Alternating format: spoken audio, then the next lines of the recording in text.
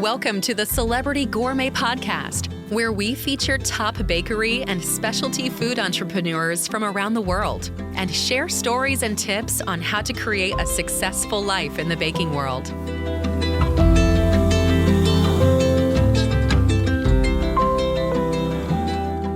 Hi, I'm Odette Danello, the host of Celebrity Gourmet Podcast, where I interview bakery owners, especially women, to hear how they live fun lives with financial freedom while running their businesses. I want to encourage you to go back and check out my past episodes with Natalie Blyfus, founder and CEO of Pie Bar, and Katie Pope, founder and CEO of Blue Star Donuts. Natalie discusses her amazing ingenuity in construction to build a pie empire, and Katie uses her neuropsychology background to create a remarkable donut experience for her customers in Portland.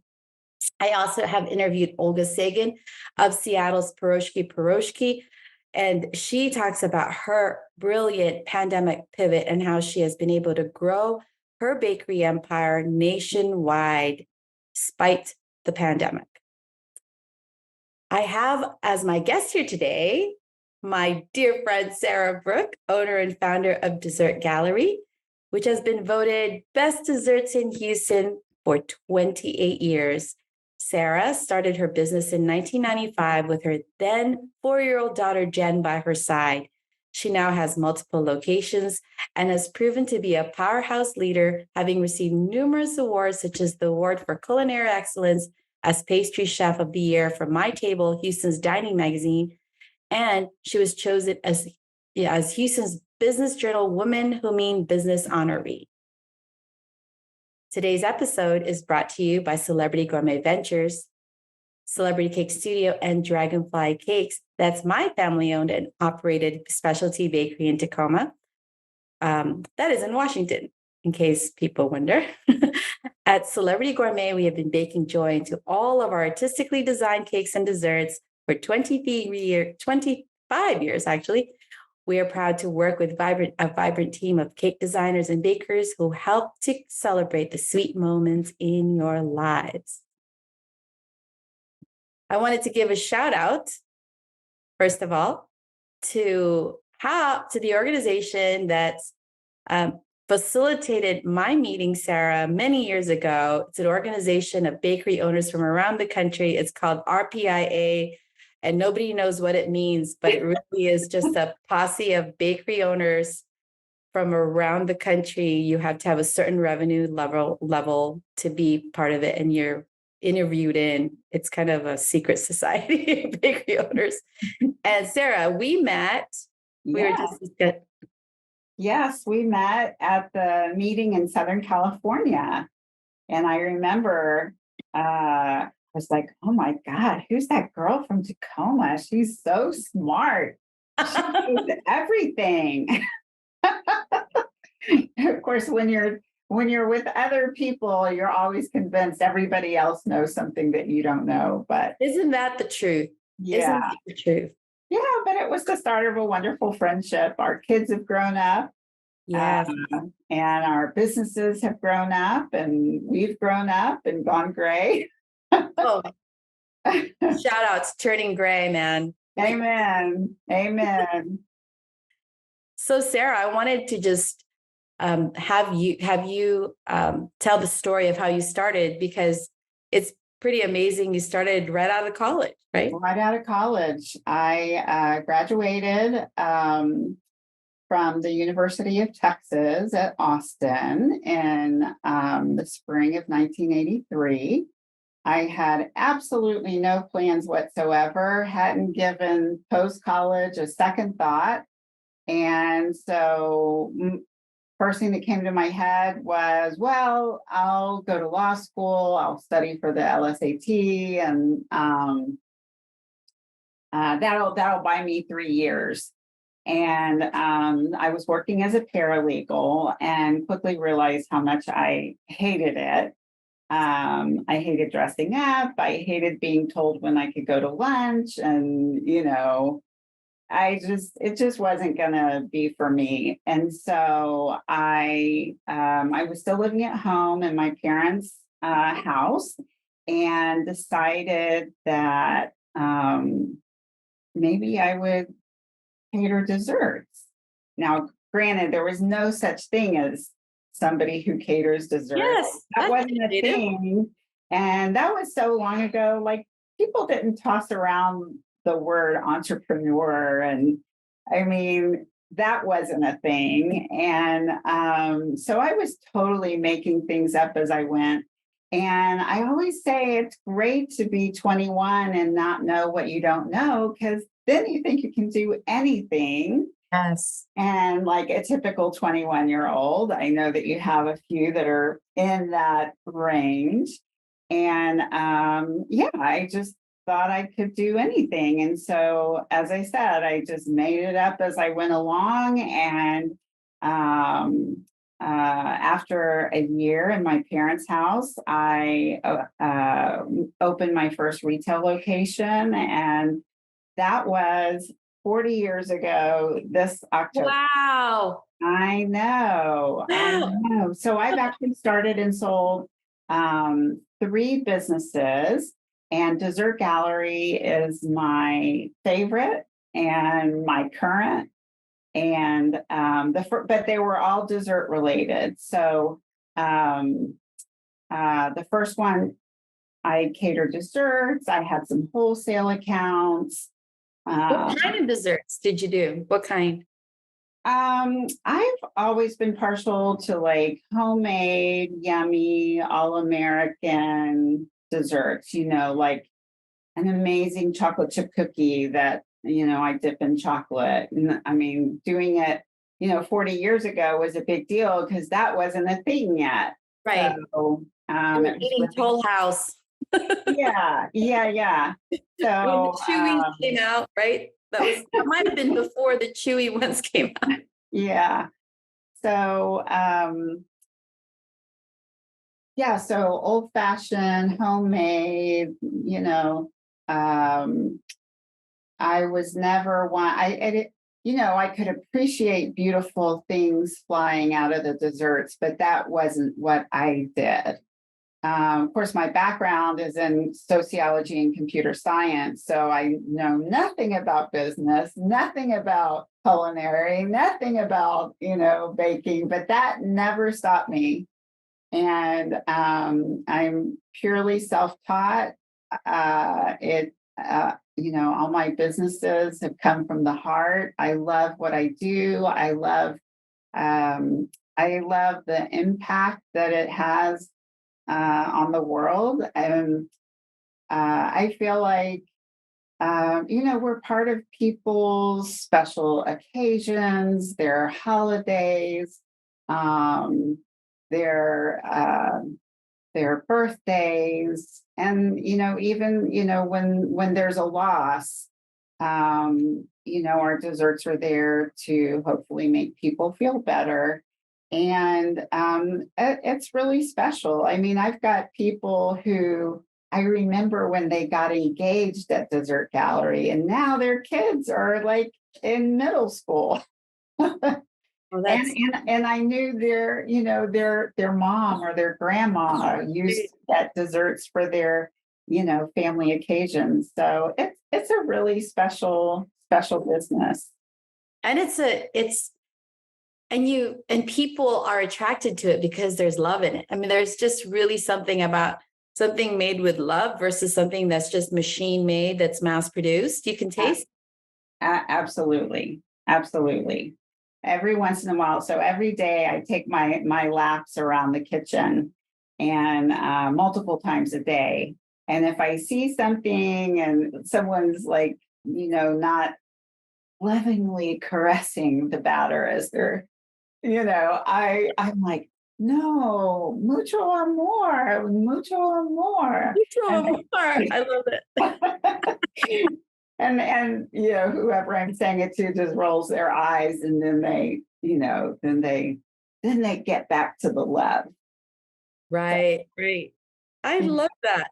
So when you started the business, how did you fund it? I know you were young, you're 21. So how were you able to open a store? That's a great question. So I was living at home. Um, and working at home. So I had no overhead. And I was very fortunate. My parents were very supportive of what I was doing, even though they totally didn't understand, like, but your education, What happened? but they were also very kind and very supportive. And every step of the way. And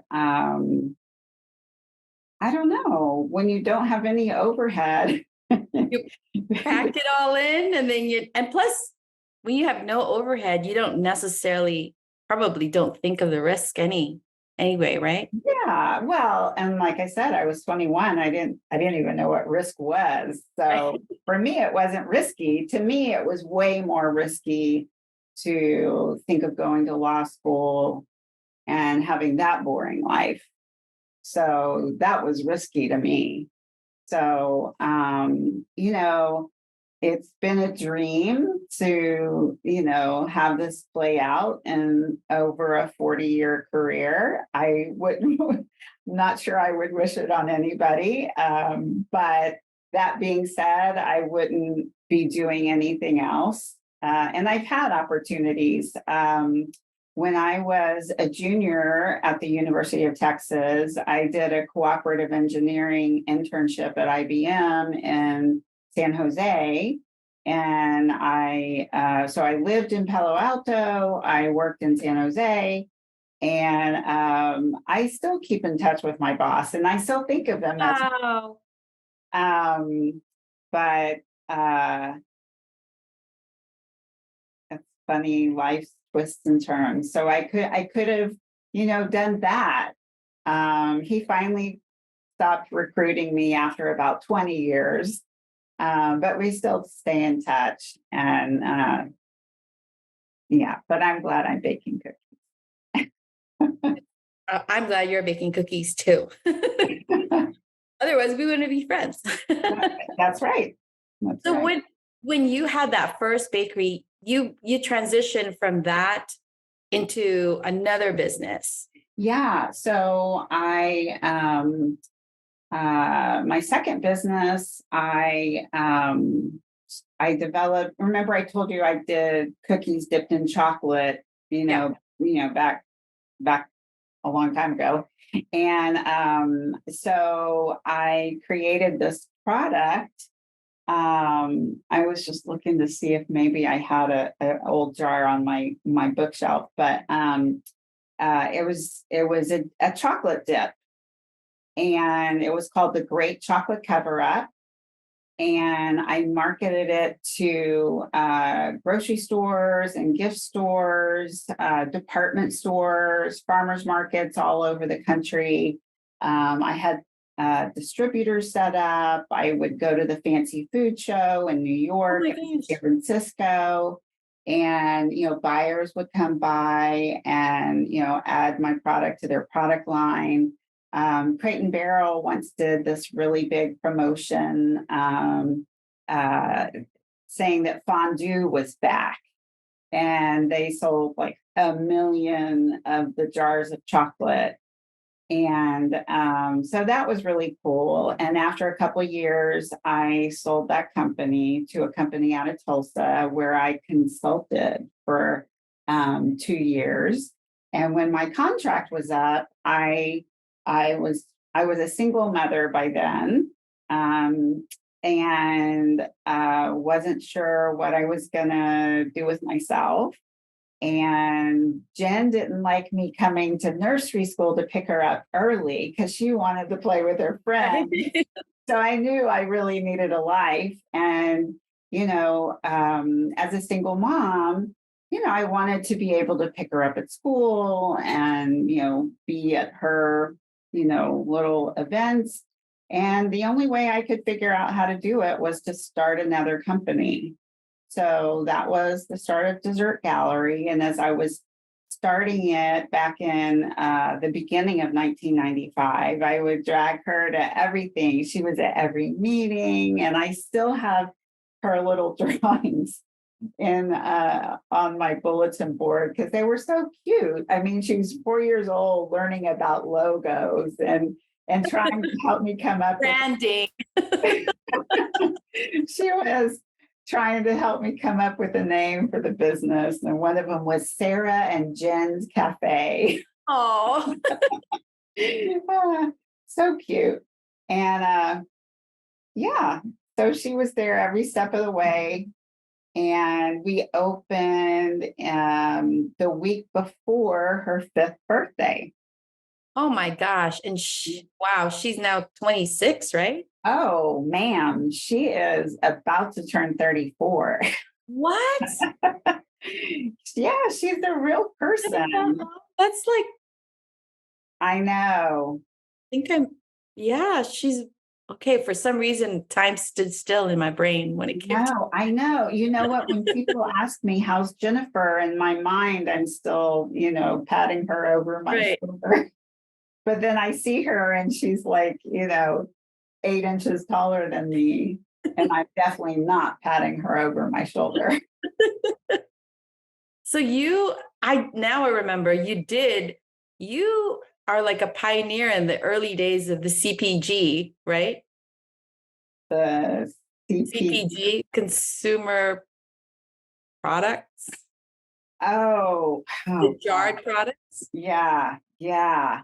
In fact, I introduced that product at a time when nutritional labeling was just coming out. Consumer packaged goods. I don't know why I forgot that because I had a CPG, and we had that discussion about the chocolate sauce. Ay, ay, ay. But I'm so glad you sold it because it's not easy. No, it is not. And you made it, right? Did y'all make it there? Yeah. You made it all the jarred stuff? In fact, you want to hear something amazing is the gentleman who he was like one of my first employees. And his aunt was my first employee. And then we needed more help. And she said, I have a nephew who might like to work here. And I'm just like, great. Anyway, so that was 38 years ago. And last month, that was 38 years ago. And we still work together. And yeah, I mean, he's an incredible human. And just, it's a That gift. was the gift of the chocolate sauce business. Absolutely. The gift of the first business that I started and ended up selling and then started the second one. But he's been there every step of the way. He's like such a constant in my life. And I'm very fortunate to have that. And in fact, a lot of the people that work here in the kitchen have been here not 38 years, but somebody just had their 24th anniversary, their 22nd. I've got people who, I mean, they started when they were in high school and now they're, in their 30s. And it's, Why do you think that is? What's the key to having what motivates them to stay? Like, what's your secret for longevity?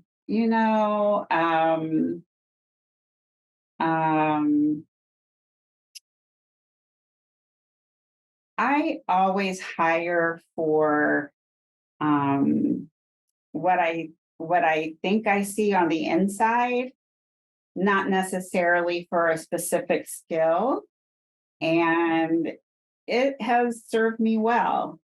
The people that have been here for so many years, I mean, some of them are like my children, and they know that.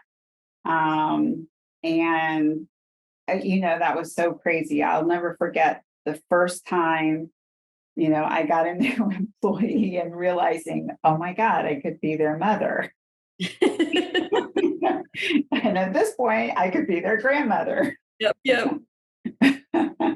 So yeah, so I'm definitely a nurturer.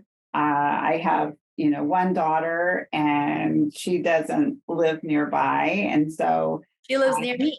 yes, exactly. So I have lots of people that I can love on, and at times their children have worked here and, subsequently moved on and it's just, it's very special. I love that. And you know what? Who doesn't like working for a dessert company? Like I mean, everybody wants to be your friend when you own a dessert company. Seriously, the motivation to own a bakery is if you want friends, own a bakery. yes, yes. Suddenly you got lots of friends. That's right. So right now there's like you sold the CPG, you started Dessert Gallery, and I know you have I like the way you structured your business because you have a commissary kitchen that Right. distributes to the retail stores. And then you currently are in the middle of a big project. So can you tell us more about that? Yes. I am about 10 weeks or 12 weeks out from opening up another location. Wow. And something I swore I would never do. I was done with that. I'm happy. I have my commissary, I have my retail store, everything's working great. And here I am. Actually, I Tell have me about it. yeah, so I have this great picture. Can I share my screen Yeah, for a minute? absolutely. I'll show you what it looks like. It's the tiniest little space. And that's so pretty. It's so cute. And that's not a rendering. That's the real space currently or No, no, plan? no, this is a rendering. This is a rendering. Okay. And it's only like, I can't remember if it's 1,100 or 1,300 feet, but it's big enough to put in a lot of desserts on display and a little bit of room for seating. But what COVID did to change my business was, whereas we used to be, and we at the original cafe, we are packed on the weekends and sometimes in the evenings. But now so much of our business is to go. And Right. so we're not even going to have China in the new store.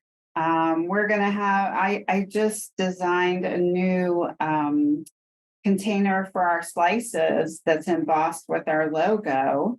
And everything's going to be packaged to go.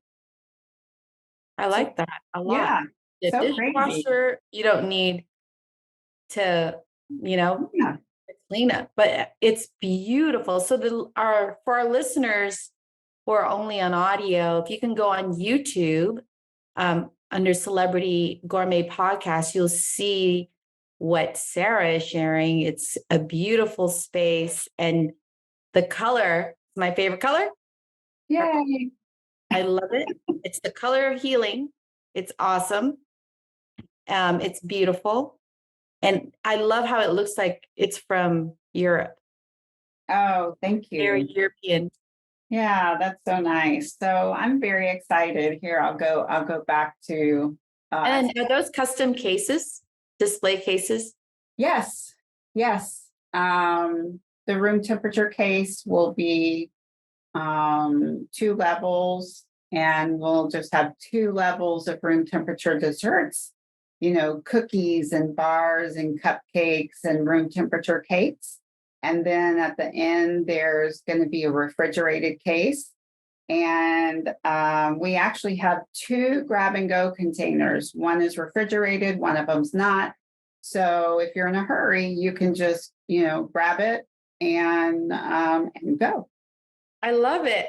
Can't wait to go to Houston. Yeah. And I think you're coming to Houston, right? For IDDBA. Oh, yes, I am. Yeah. IDBA, for our listeners, if you don't know, it's the International Deli. I think Dairy Deli Bakery Association. Yeah. So I went to the one in Anaheim this year. Oh. So I'll see you. And that's when I texted you. I said, I'm going to go to Houston to visit with you. Yeah. That'll be great. So you're going to be opening that in 10 weeks. Yes. Yes. Oh my gosh. I love how you had planned it so that it's like a different model from your current. So it's not going to be like, is it further? Is it much further? It is. It's actually 40 miles from our commissary, but this is Houston and everything is really spread out. So 40 miles, isn't that crazy. I mean, it's all freeway. It's in a great area of town. And we decided to go there because so we do a lot of business on third party, meaning DoorDash, Uber Eats. Oh, okay. Yeah, yeah. And so we were looking to them to share, so what's the next biggest market? Because our original cafe is already in the biggest market. Right. So we thought that would give us a hint about where we should go next. And we're super excited. Where is it? Where is it going to be located? It's called the Woodlands. The Woodlands. It's outside of Houston. Well, no, believe it or not, 40. I mean, it's 40 miles is in the middle of Houston. Yes. It's the middle of the Yes. city.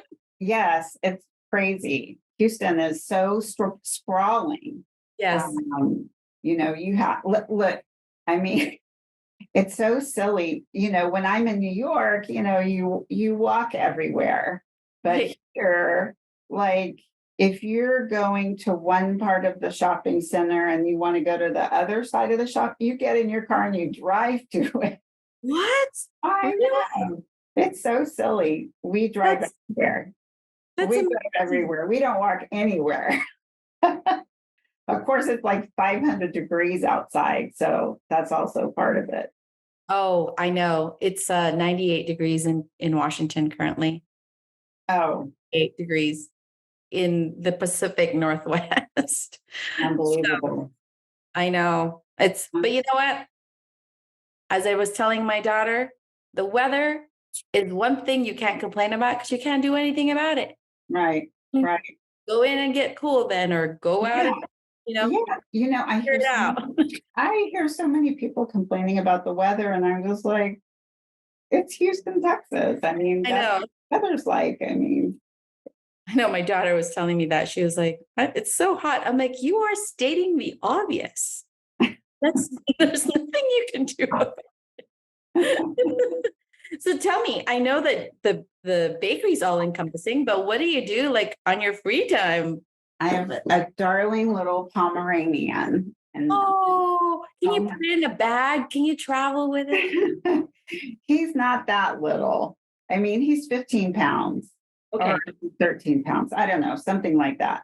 Um, no, I don't You can shop. still put him in a backpack. That's what I want. Yeah, yeah, he's pretty cute. He's head of office security. And I love it. he goes with me everywhere. Bodyguard. Yes, The uh, baking bodyguard. absolutely. The So, beef. so I took a trip. Jen and I went to Vancouver. We actually took the train from Seattle to Vancouver, and it was Oh, so fun. So, and I've got some nice trips coming up. So, um, it is nice to be in a place where I get to take a little time right. and, and get away. And Well, that's the brilliance of building a team, right? yes, That you love on. yes, You can, have a life. yeah, yeah, you can have a life. That's amazing. Yeah. Well, I wanted to ask you like one last question. Like if you were to a few last questions. Okay. So who are your biggest mentors? Like when you were, as you were building this business, been around for so long, like who are your biggest mentors? Are there like key people that just directed your choices and your decision making?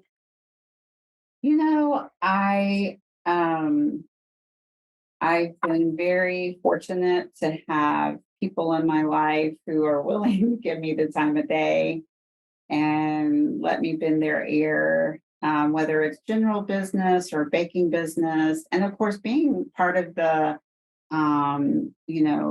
industry organizations has been huge. I mean, I learned so much. And I also, I went through the Goldman Sachs 10,000 Small Businesses program. If I had it all to do over again, I would have directed my college studies a little differently, because I think there's something to be said for uh, having a little more direction and a little. I mean, my direction was always clear, but it wasn't because I learned about it in school. And I think that is really helpful. I mean, I got a lot out of the time that I've spent studying and learning and being part of, Vistage. And Are you in Vistage? I was in Vistage for many years, and just learning about general business. There's so many layers to business. There's, obviously there's finances and people and real estate and systems and technology. And I mean, and that's before you even open the kitchen door. Right. And then that kind of information I think is also really helpful. So yeah, mentors, anywhere you can find them, whether it's in, networking groups, classes, it can be a little isolating and lonely to be an entrepreneur. Yes. And so I think those are really important resources to have. To build a community around you. Support you, and and to have your experiences be mirrored back, and that's so important, right? It was so interesting, the conversations that we just had at a meeting in Pittsburgh, which was the first time we had gathered. This is RPIA. And tell our listeners what that meeting was about, because it's pretty cool. So it was amazing. So first of all, the last time we had all gotten together was the first week of March 2020. And I don't know if that rings a bell to anybody, but the second week. Oh, no, not me. The second week of March 2020, the whole world shut down. Right. So the first week of 2020, March, and it was funny. I remember at the meeting, and these are all bakery owners. Bakery owners. And I'm like, hey, has anybody heard of COVID? Are you doing anything? What do you think's going to happen? And everybody looked at me like I was crazy. And then the next week, shut down. So anyway, fast forward to just a few weeks ago, we were together again for the first time. And it was so nice to be together again because, it was nice to see that people were safe and that they had thrived and that we were all still there. It was good to hug people. And, it was good to be together again. And it was good to feel like, our community was back together. Yes. And the meeting itself, when the annual meeting for this organization means bakery tours. Yes. There are 10 bakeries, correct? It's the best. And what I love, and you could share, is what was your experience with that whole tour?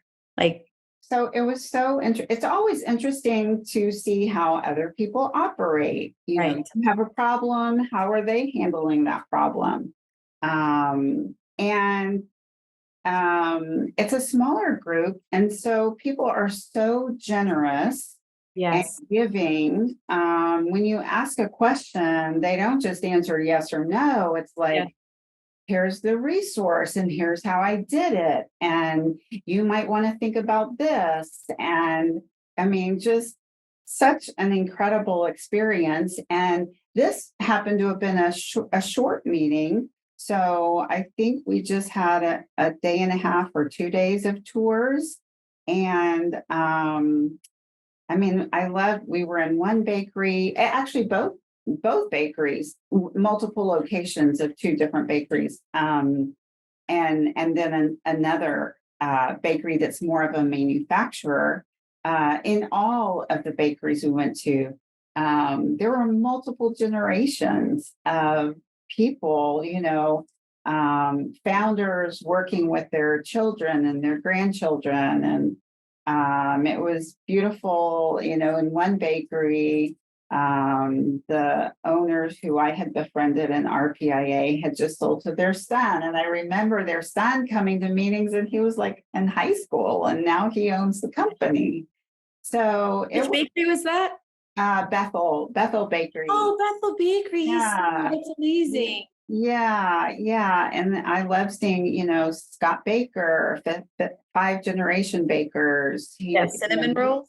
The cinnamon bread that they sell on QVC, and his dad was there, and then Oakmont Bakery, which is wow, just like I don't even know how to describe how big this bakery and retail space was. It was gorgeous.